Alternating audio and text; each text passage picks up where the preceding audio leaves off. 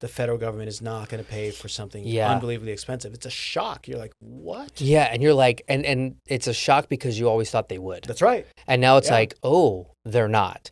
And so we have a lot of families that, may not be as prepared as they need to be. And then some families that we get to work with are very prepared.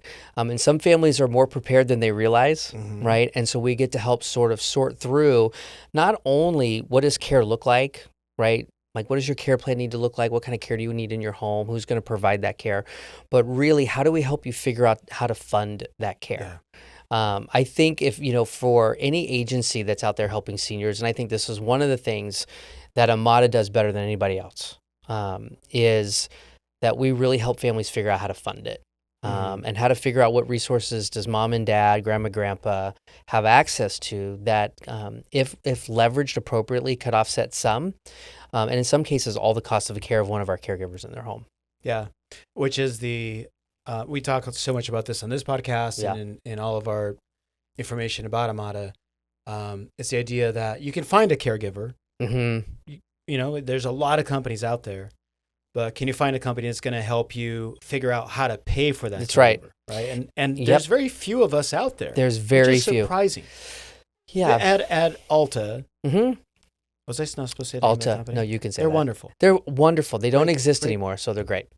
Great. That's us. Yeah. So, did you guys look at how to pay? No. You did. No. It was like, here's how much you charge. Family, it's your job. You got to pay. And we were probably better than most in the way we did our business, right?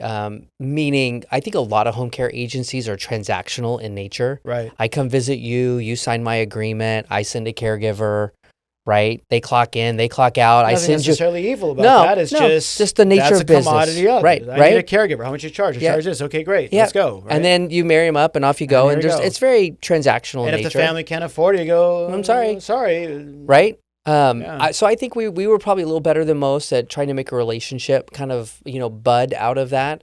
But as far as how to cover the costs, we just said to the family, well, here's your invoice, figure it out. Right? And whatever you will need to do, you do. Just know that when you get the invoice, it's due upon receipt. And I'm assuming there were some counseling of maybe you have long-term care insurance. No. If your dad's a veteran, actually on the veteran side, yes. Okay. But on anything else, no. It was just, and I don't know if it was just the nature of the business at the time and cost maybe was a little bit more effective. But as our industry has shifted and cost has become and price point has become such a significant factor, agencies that haven't pivoted to helping families figure out how to fund care, I don't know how long they'll last.